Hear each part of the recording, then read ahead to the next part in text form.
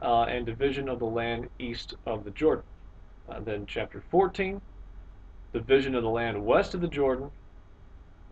Caleb receives Hebron as promised by Moses. Then chapter 15, I mean, this is, if you want to read it, go ahead.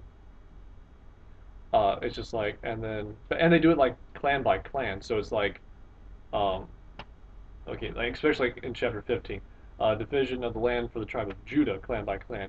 That is the most boring reading you're ever going to do in your entire life. I'd rather read genealogies than read that because it's like, and then this family got this land that was from here to here, and here to here, and here to here, and then this family got this land. I will spare you this as much as I can. Then chapter 16 and 17, atonement for Joshua, or I'm sorry, atonement for Joseph, uh, descendants, which is Ephraim and Manasseh. So they actually kind of got like their own special thing. Chapter 16 and 17 was kind of weird. Then chapters 18 and 19, the 7 tribes that have gotten no land. I guess they're lesser tribes. I don't know why they're specifically listed. Like they didn't do it quite as detailed. Um, so the 7 tribes that didn't get any land yet, that is from chapter 15, or actually chapter 13 through chapter 17. So everybody that's left, they take 3 men from each of the tribes, each of the 7 tribes, and they go out and they survey the land and they kind of describe like what areas would be good. So that way they're all equally like having a say in how to describe it and what's good and what's bad and how it would be appropriate to divide this land up.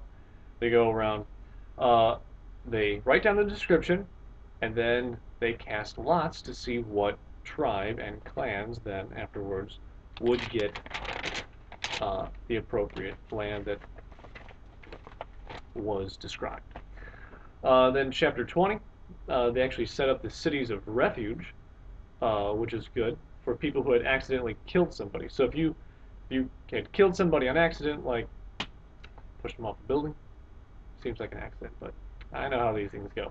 Or a farming accident. I mean, there's a lot of times you just accidentally kill somebody, so that way the relatives wouldn't go and seek and just kill you all of a sudden. You were allowed to go to these cities, but you had to like leave everything behind. There's nothing for you. You go to the city, you stay there, and they kind of like take care of you. I guess you have a job beside, and then like the elders of the city would try to prevent the other people from getting to you. But there was more than one city, so I guess it was. But anyhow, um, then in chapter 21, the family heads of the Levites remind Eleazar and Joshua that, and the other leaders, that God commanded towns and pasture land for them. So the Levites were the priesthood, I believe. So they didn't get their own like big plot of land, but they got like specific towns.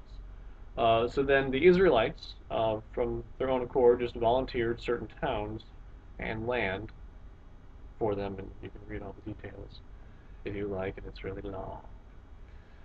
Um, then in chapter 22, uh, Joshua sends the Reubenites, Gadites, and the half tribe of Manasseh home to their land, kind of gives them a blessing, congratulations, have a whole bunch of stuff, go, and the Lord be with you, gives them a good blessing, that whole sort of thing.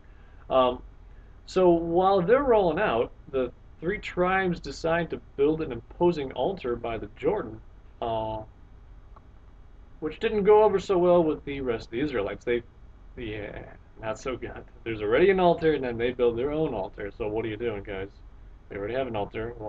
Who's this altar for? Why are you building an altar, guys? And we already have one. This is not a good thing to do. Um, so it actually makes the rest of the Israelites so mad that they actually gather again for war. All right, let's do this thing. We'll do it again.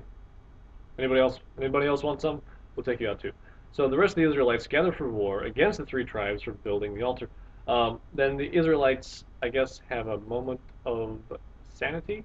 So they send a priest to the three tribes to find out why they built the new altar and to try to convince them that it was a sin for them to do so. But the three tribes explained that they built the altar as a witness to their descendants so that no one could tell them that they didn't have a share in the Lord. I guess they were afraid that because the river was actually separating them from the rest of the tribes, that in the future that the other tribes would say that to these three tribes that because you're on the other side of the river, ha ha ha, you don't have a share in the Lord, you're not really one of us anymore. But whatever. Fine. So it really wasn't a sin; it was more like a witness. I'm not sure if they even made many sacrifices on it. And then they actually named the altar "Witness between us that the Lord is God." So they don't go to war. Everything kind of cools off of it. We're almost done. Chapter 23 and 24. So within those two chapters, Joshua summons all the leaders of Israel, like the judges and elders and blah blah blah. And yeah, this is actually like a bunch of years. It just says many years had passed, and then Joshua summoned all these people because he's old. He's old. I tell you what, that boy he's old. Um, and then Joshua basically just says his farewells, kind of gives his blessing.